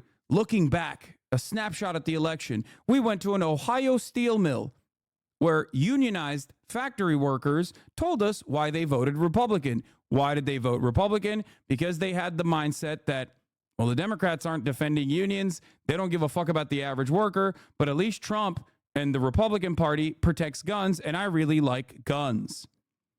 There are a lot of single issue voters in this country. Okay? There are a lot of single issue voters in this country. It is the Democratic Party's job to find out what that single issue is in an area where they can win and really hammer that and actually follow through on the promises that you made on the campaign. It's that simple. That's how politics works. That's what politics is about. But if the Democratic Party does not do that, well, then they're going to keep hemorrhaging voters from reliable voting demographics. Another thing that I find to be particularly interesting is younger black voters moving away from the Democratic Party. Now, I don't know if this has been covered enough, but I remember reading something about this, about like the further you move away from the civil rights era, black voters that were alive during the civil rights era or, closer to the civil rights era vote more reliably Democrat than younger black voters do. Part of that is because younger black voters, just like younger voters across the board, don't vote as much. But the ones that are interested in voting are moving in the direction of the Republican Party. The same principle stands. One side says the other side is racist, and they are. Okay? And you have to vote for us out of self-preservation. But that self-preservation strategy doesn't work as much year over year. Especially when you are in power and shit is still busted. Hasanabi is 100% correct about Latino voters. I, as a Mexican, can testify about Latinos do have right-wing positions sometimes, but will always vote for more government safety nets. Chad is crazy for refuting this take. It's crazy for refuting a take that, like, there's 80% support for, too. Okay? Anyway. The results point to a troubling gap in support for Biden. Many Latinos are rapidly growing a crucial voting bloc, particularly in swing states like Nevada and Arizona, appear to like Democrats' ideas more than they like Biden. Another troubling sign, Latino support for Trump is rising despite his persistently racist rhetoric about immigrants. And as many Latinos acknowledge, worrying that anti-immigrant rhetoric and policies such as Trump's vow to deport 1 million migrants could put them in danger. No, it won't. That's the other part. I mean, it does, as far as like racist sentiment increasing, but like they don't see it that way. They see themselves as white, especially if they're third generation. Look no further than Tejanos, as the chatter also brought up, to understand this. Of course, this is the worst community to mention this because this is a woke community. So many of you will take anger and take issue, as you have time and time again, when I talk about 60% of Latinos considering themselves to be white. I think you're getting white confused with American, unless you're saying American means white. Yes, American does mean white. You're a part of the in-group, at least spiritually. You consider yourself to be a part of the in-group. In almost every case, Trump performs better than the Republican brand, and Biden performs worse than the Democratic brand, Ipsos pollster and Senior Vice President Chris Jackson said. Biden's advantage over Trump among all Latinos has fallen from 29 points after Biden's first year in office to just 9 points amid frustrations over inflation and crime. Biden's lead shrinks even further to 3 points among Latinos who said they plan to vote in November. At least 2/3 of the respondents said neither Biden nor Trump should be their party's nominee.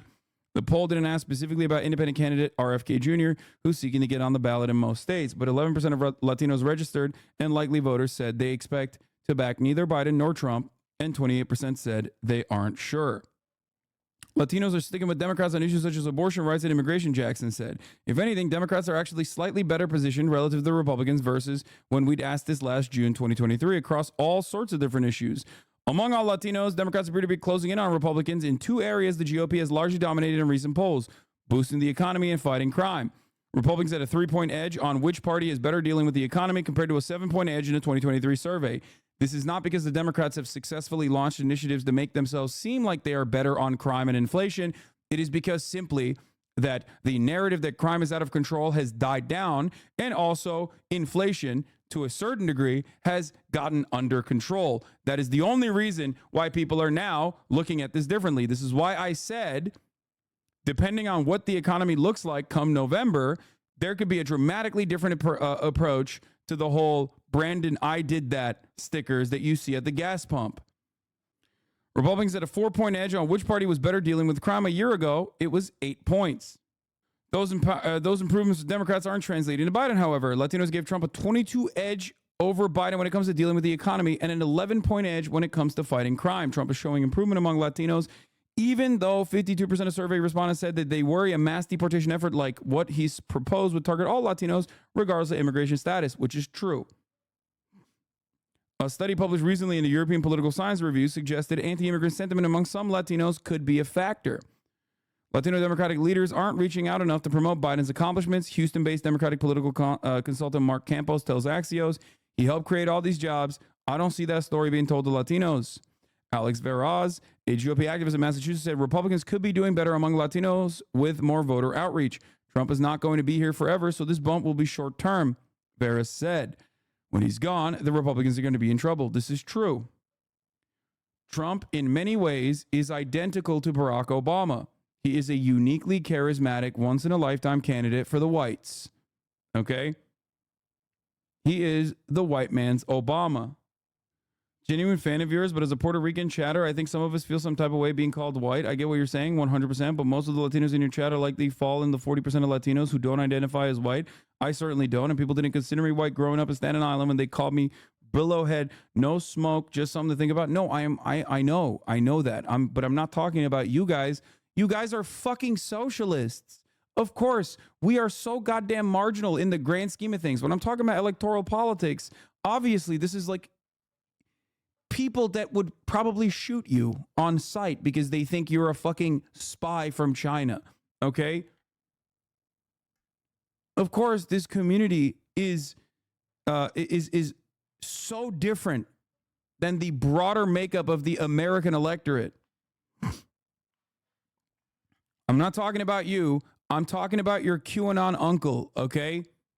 That's what I'm talking about. Are you out? Damn, you got tan, dude. Here, bring her in. Did you close the door and everything? Okay. Kaya, get in here. Did she poop or pee? Oh, shit. Okay. Hello, Kaya.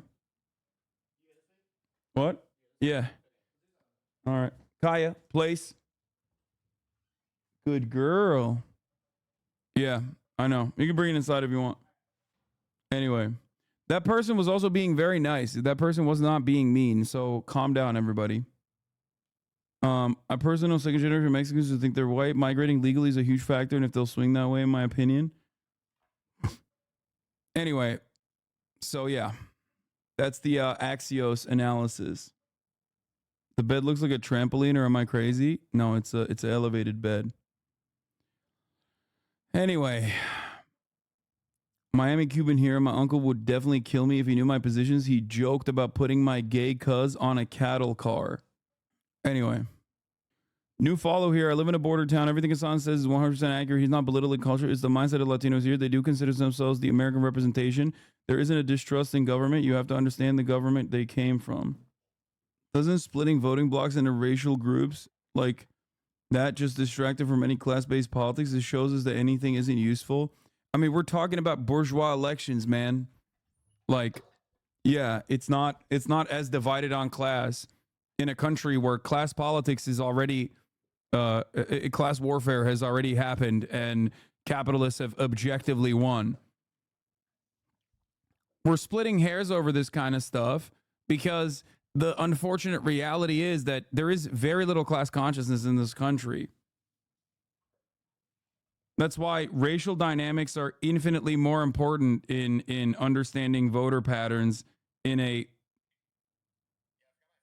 Okay, here, come back in an objectively white supremacist nation. Sorry. But wasn't the El Salvadoran president invited to CPAC? Many Hispanics aren't racist. They just want draconian measures on cartel crime activity. No, that's ridiculous. About this interview, I'm gonna be honest. All right, let's talk about Arizona a little bit.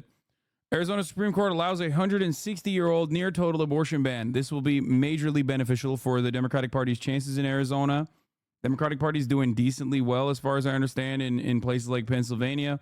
Arizona is after this a near lock. Can't make that similar assertion for Florida, even though it will be on the ballot there as well. But it doesn't really matter. Floridian voters always fucking weirdly vote for the most progressive ballot initiatives and then end up voting for a fucking fascist. So I don't think Florida will swing, but I do think that Arizona will probably, as far as, you know, barring any sort of like unforeseen crazy change, Arizona will likely stay blue. Abortion rights out of Arizona. The state Supreme Court decided to uphold an 1864 law that bans the procedure with almost no exceptions.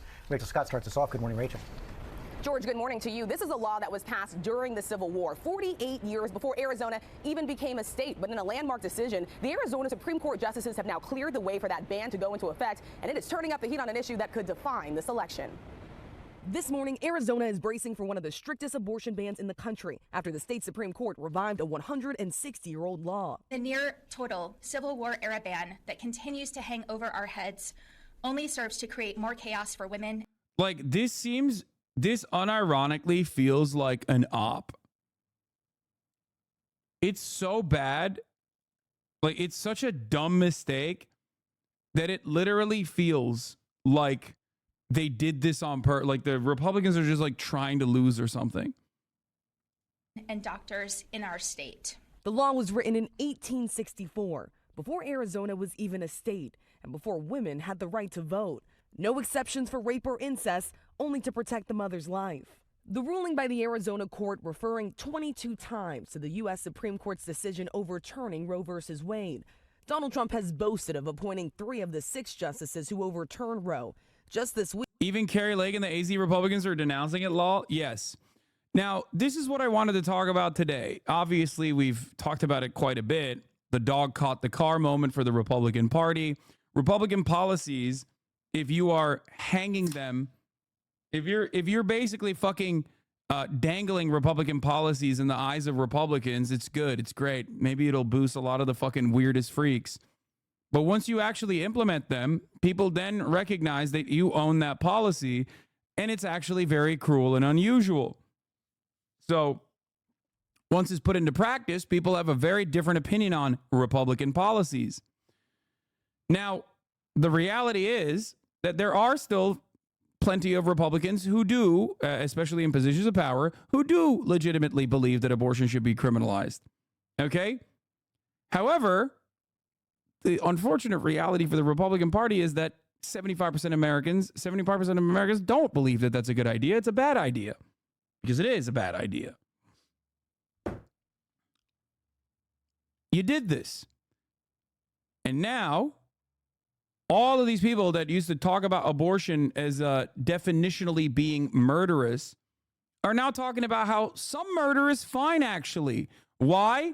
Well, because the politics, you know, politically, some murder I'm chill with.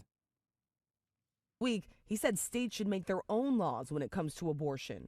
The states will determine by vote or legislation or perhaps both, and whatever they decide must be the law of the land. In this case, the law of the state. President Biden calling the ban extreme. It is funny seeing Carrie Lake take a position on abortion now. When she was running for office, Carrie Lake is now blasting the abortion ban she once was thrilled about. So what changed? Why is it that Carrie Lake previously called the 1864 ban a great law, says she now opposes Tuesday's ruling and called on the state legislature to come up with an immediate common sense solution that Arizonans can support? So what happened? Is it no longer murder? Is it murder light? Are we allowing some murders? What happened? You were thrilled for it. Let me see if I can find the video of her being thrilled for it. Okay. I would love to show you. Here it is. Come on, man. Show me the fucking video. Jesus Christ. Her brother, Larry Pond, didn't subscribe to avoid the top of the hour ad break. Oh, my God.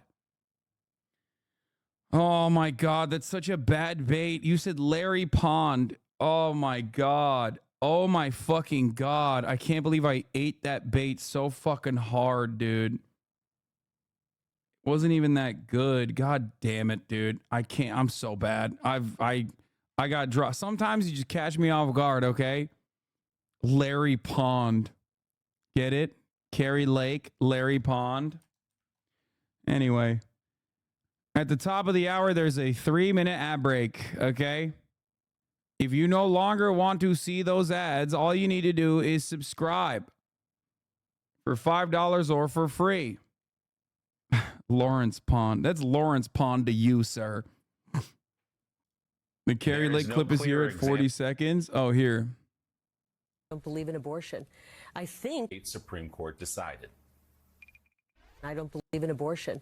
I think the older law is going to go into effect. That's what I believe will happen. I don't think abortion pills should be legal. We have a great law in the books right now. If that happens, we will be a state where we will not be taking the lives of our unborn anymore. I'm incredibly thrilled that we are going to have a great law that's already on the book. That's crazy. She's so on board with this law. What the fuck? Wait, what? She's so on board with it. What do you mean? Wait. Oh, shit. That's 2022, guys. That's a whole different, that's a lifetime away. You know what I mean? Oh, man. She changed. She grew. She now thinks like some murders are okay, actually. Oh, dude, a tremendous law. I'm incredibly thrilled that we're going to have a great law that's already in the books. So we will prohibit abortion in Arizona. And I think we're going to be paving the way and setting course for other states to follow. So it will prohibit abortion in Arizona. And I think we're going to be paving the way and setting course for other states to follow. Von Hilliard, you have covered. Huh. That's crazy. I mean, obviously, a lot of us don't remember 2022. That's a fucking whole lifetime away. So, you know, things change, right? Things change, right? Yeah.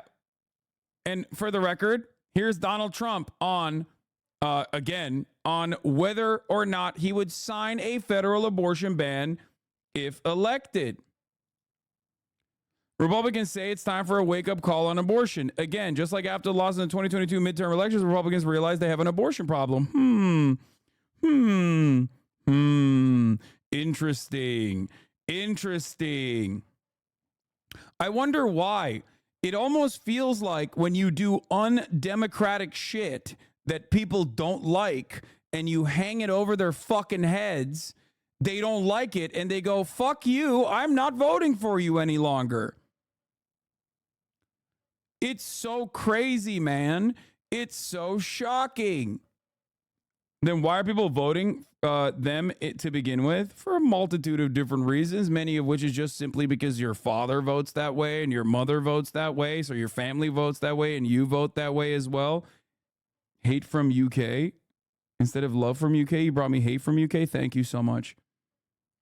Now, the other thing that you have to remember is that Republican policies in general are so fucking cruel that Republican voters historically don't believe that those are Republican policies when questioned about said policies. There have been studies conducted on this as well. Okay? Republican policies in theory are one thing, but in practice they are so unimaginably cruel that Republican voters routinely refuse to recognize that those are real policies that are brought about by the Republican Party. Has there been any states since Roe was overturned where they held a vote that actually gutted abortion? I know Kansas made waves for being right off the heels of it, but they still refuse to put restrictions on abortion. No, there is, as far as I understand, not a single state that is like democratically voted to solidify criminalizing abortion. Every single red state that has had abortion protections on the ballot has won. And not only have they won, but they've also brought out a shit ton of voters to go out and vote in special elections, in midterms, and the like. And that's precisely the reason why the Republican Party desperately tried to strike an abortion ballot measure from the Ohio bill. Because they realized this is a very bad idea. I thought they wanted states' rights. Turns out they don't want states' rights, because when you do actually do states' rights, people go, oh, yeah, no, we don't want this, as a matter of fact. We'll go and vote for that. And while I'm here, I remember who is actually enforcing this restriction on me, so I'm going to vote for the other guy. Just remember that. It's so crazy. It's so crazy that Lindsey Graham, who was chirping about a national abortion ban literally 3 days ago, is now saying, I agree. I hope that the Arizona legislature, like Alabama, will revisit this ruling and try to find a consensus. Trump says Arizona went too far in the abortion ruling. How could this have happened? How could this have happened, guys? How? Why is it that so many of these Republicans are now shitting on what they once originally defended and advocated for?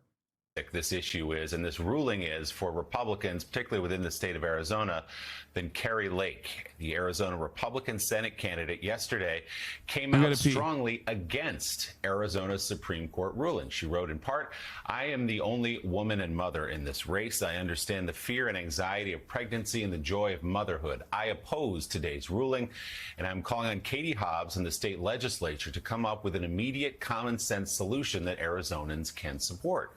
Well, that is not what Kari Lake was saying just 2 years ago when she was running for governor, promising to support whatever the state Supreme Court decided. I don't believe in abortion. I think the older law is going to go into effect. That's what I believe will happen. I don't think abortion pills should be legal. We have a great law on the books right now. If that happens, we will be a state where we will not be taking the lives of our unborn anymore. I'm incredibly thrilled that we are going to have a great law that's already on the books. So it will prohibit abortion in Arizona, and I think we're going to be paving the way and setting course for other states to follow. Von Hilliard, you have covered Arizona very closely. You've covered Kari Lake, interviewed her a number of times. This really just puts into stark relief. That is her position 2 years ago. Whatever the state Supreme Court decides will be good with me. And now that the state Supreme Court says an 1864 territorial code is enforceable in 2024, she's running from it, as are, by the way, many Republicans within the state of Arizona and across the country. Hypocrisy police don't exist. I mean, it doesn't matter. Right. It's I just... think Kari Lake somehow finds herself being the character that is going to be looked at across all 50 states here. Because Kari Lake is somebody who back in 2022, right, was looking at the hypothetical of Roe v. Wade being overturned. Those comments just a couple months prior to the Dobbs decision, when she called the territorial ban a great law. But then fast forward several months later, it was in October of 2022, 3 months after the Dobbs decision, and I had a back and forth exchange with her about whether she would stand by, if she had actually won the race for governor, and defended the territorial ban, which bans all abortions in the state of Arizona, except for when a woman's life is in danger and could imprison an abortion provider up to 5 years. And notably, she sort of softened a little bit, and she told me that she would stand by and defend whatever law the courts decided on behalf of. Well, fast forward, this is where, for all these political figures now, you know, somebody may hold deeply true convictions about abortion, but suddenly we're at the juncture here, almost 2 years after Dobbs, where the real life impact and the political consequence are coming to a head. And in the state of Arizona, exit polling in 2022 showed that more than 2/3 of Arizonans wanted to codify abortion rights in the state of Arizona. And Kari Lake is well acknowledging that 7 months from now, there very likely is going to be a referendum on the state ballot that would grant abortion rights, reproductive rights in the state of Arizona as a constitutional amendment up to 24 weeks. And that is where you see her statement yesterday saying she opposes the territorial ban is so noteworthy, as well as other Republicans in the state, because not only are there real life stories of women and families, they're going to continue to come out, but there's also the political consequence that is so much tied to their own. You know, it's so interesting. First of all, this law, if and when it goes into effect, will cause immediate pain, trauma, suffering, and danger for women, for countless women across Arizona. It's denying them health care, and it will have terrible, very specific impact on women and their families. Having said that, listening to Von's coverage of Kari Lake and her twisting and turning I don't know why you think I didn't watch the recent John Oliver coverage on abortion rights. I'm pretty sure I did. Is this the same chatter that's been spamming this since yesterday? Pretty sure I watched a lot of the John Oliver coverage on abortion rights, if not all of them. Is that the Acme studio jacket? No, it's not. It literally says super culture right here. On this and running to the hills is very typical of Donald Trump, who's trying to twist and turn on this as he does on everything. And we have some polling and focus groups coming up in the next hour that will show that this behavior is beginning to take a toll on Trump's support. Jonathan Lemire, my question to you is right now, even though this is terrible news for the women of Arizona, this is an opportunity for the Biden campaign to really show the differences here. That's awesome. This dynamic is just always the permanent state of American politics, which is, yeah, this thing is like horrifying for millions of people, right? Like almost, more than 100 million people. However, pretty good for the Democratic Party's chances, as they are not the ones who did it. What an incredible position, you know? Yeah, well, yeah, if the Dems were in charge of Arizona, it wouldn't happen, right? I mean, the Dems are in charge of Arizona, and that's why it didn't happen. It's not happening because the Democrats are in charge. The Attorney General is a Democrat. She immediately came out and said, we're not fucking pushing this through. I will never prosecute this law. And not only that, but also the governor has also criticized it too. It's just not going to happen. My point simply is this: the Democratic Party should not have to rely on the Republican Party's cruelty to win votes. Do you not get that? If there is one principle that I have believed for a very long time, that I've always advocated for, it is that in order to properly govern, in order to be a politician, you have to win votes. But in this country, because of our duopoly, that is not even a duopoly, it's a single party unitary state when it comes to issues that pertain to capital owners and their interests. But let's say there is a duopoly. In this country, within that duopoly of social differences, we, unfortunately, in the Democratic Party, I'm not even going to say we, actually. I put my electoralist hat on for a second and it got on too tight. The Democratic Party has relied for far too long on simply not being as bad as the other guys. Okay? The Democratic Party's position always is just vote for us because we're not as bad as the other guys. The other guys will make things worse. We will marginally make things marginally less worse. Okay, that's it. It's ridiculous.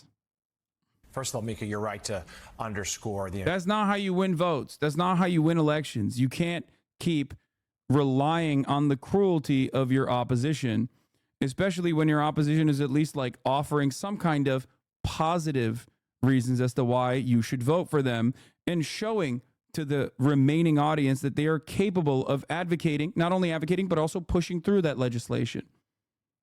Okay? Human impact here of this decision on Arizona's women. I'll also note that as Kari Lake called for Governor Hobbs to not enforce this, remember, Kari Lake never conceded defeat to Governor Hobbs, and it's the first time she sort of did by suggesting that, hey, I'm not governor. She is.